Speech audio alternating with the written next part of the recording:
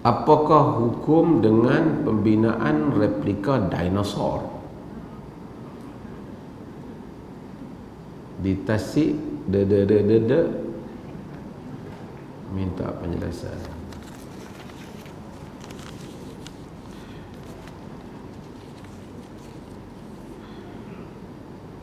Asal kita semua tahu bahawasanya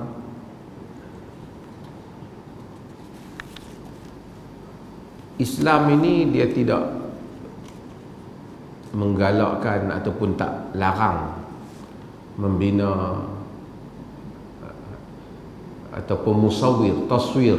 Asyaddan nas azaban al-musawwirun. Inna asyaddan nas azaban al-musawwirin. Sedahsyat-dahsyat orang yang kena azab ialah golongan orang-orang yang buat taswir. Taswir ni sama ada dia ukir ataupun dia lukis. Para ulama bincang kenapa hal itu dilarang. Di kalangan mereka berpendapat hanya kerana benda tu tak boleh. Di kalangan mereka berpendapat kerana perkara itu boleh membawa kepada unsur keberhalaan yang ditentang oleh agama. Di kalangan mereka berpendapat disebabkan kerana ia menandingi ciptaan Allah. Tapi Ibnu Abbas dia dalam riwayat dia kata kalau ni lukis pokok, tapi kalau pokok pun ciptaan Allah juga. Jadi sukar kalau itu nak dijadikan illah. Lukis pokok boleh, lukis matahari. Matahari ciptaan Allah lebih hebat lagi daripada kuda, daripada apa lagi. Langit lagi hebat. Lukis langit, bintang-bintang, semua kata boleh. Kalau nak menandingi ciptaan Allah, itu lebih lagi. Antum asyaddu khalqan amis sama banaha. Adakah kamu yang lebih hebat ciptaannya ataupun langit yang dibina? Jadi ini menimbulkan perbincangan di kalangan para fuqaha. Dalam masa yang sama, ada tak binatang ataupun benda yang dibuat patung pada zaman Nabi yang Nabi tak larang? Ada yang kita tahu bahawasanya hadis yang diriwayatkan oleh Abu Dawud apabila Nabi SAW dapati Aisyah radhiyallahu anha, dia bermain dengan kawan-kawan dia. Masa tu Aisyah umur dah belasan tahun.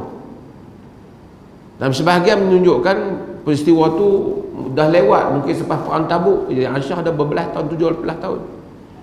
Ada permainan dengan Aisyah. Nabi tengok permainan, Nabi kata, ma hadzal ladzi wastahun, benda apa ni?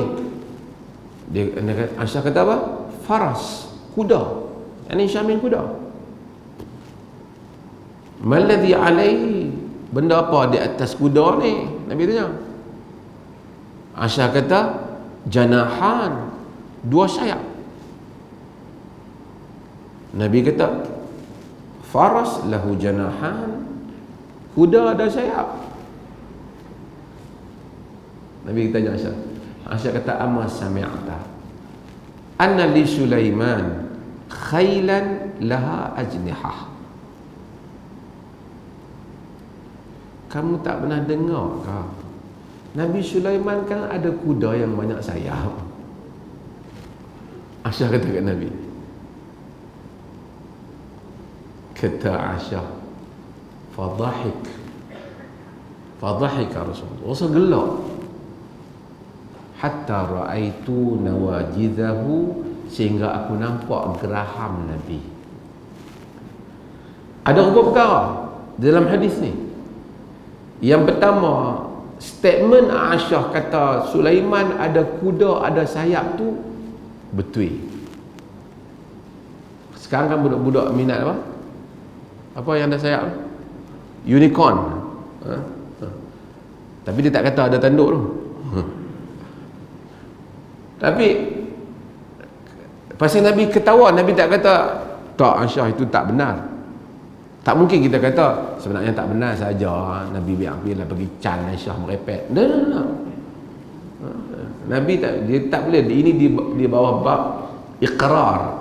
Nabi dia tak akan mengakui benda yang salah. Tak mungkin benda tu tak betul. Nabi boleh kata tapi tak betul, pergi kat dia. Kita mungkin betul ke tadi? Tak betul. Habis tu awak tak bantah. Aku malas dengan dia. Kita mungkin. Nabi tak boleh. Nabi qaulan, fi'lan, taqriran, perkataan, perbuatan, pengakuan Nabi SAW. Tapi isu yang timbul lagi ialah bagaimana Nabi membenarkan Aisyah ada patung. Sedangkan banyak hadis larang ada patung. Maka kesimpulan yang boleh kita buat, bukan cakap pertama, agama tak benarkan ada apa-apa patung yang boleh membawa kepada membesarkan, menghormati, mensucikan, mengagungkan. Apa saja buat patung jenis itu dilarang. Buat patung pemimpin ke, buat patung ahli sukan ke, buat patung dalam bentuk respect, dalam bentuk membesarkan, mengenang ketokohannya, dilarang. Bahkan Nabi kata ulaika, mereka itu adalah syirarul khalq 'inda Allah, hamba-hamba Allah yang jahat yang buat.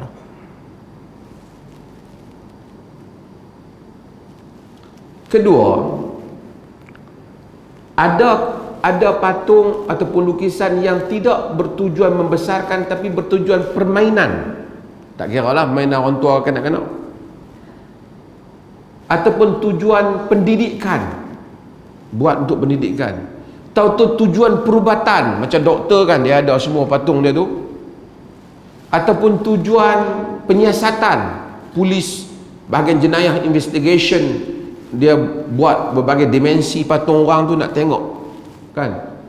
Apa saja yang mempunyai tujuan pendidikan, permainan yang tidak dibesarkan, satgi orang lempar tauk ke tanah, satgi pijak, satgi picit, yang ni termasuk di dalam keizinan berdasarkan hadis tu. Ketiga ialah jika tidak ada apa, kalau boleh satu orang elok daripada patung, kerana dibimbangi, kerana sebahagian ulama larang terus patung apa pun. Jadi itu lebih baik jika kita dapat elok. Tapi jika ada patung dengan tujuan permainan kanak-kanak, kawan tua ke, untuk pendidikan dan seumpamanya, yang tidak bertujuan untuk tujuan membesar dan mengagungkan, hanya sekadar tujuan benda tu pula pijak, patah, ni orang taklah kata kagum, angkat, dia pegang, hormat, dia diizinkan seperti mana yang disebut dalam Sahihul Kamil dan seumpamanya. Patung hak dinosaur tu saya tak tahu, tuan-tuan agungkan ke, tuan-tuan apa? Ke permainan ke? Fikir sendirilah.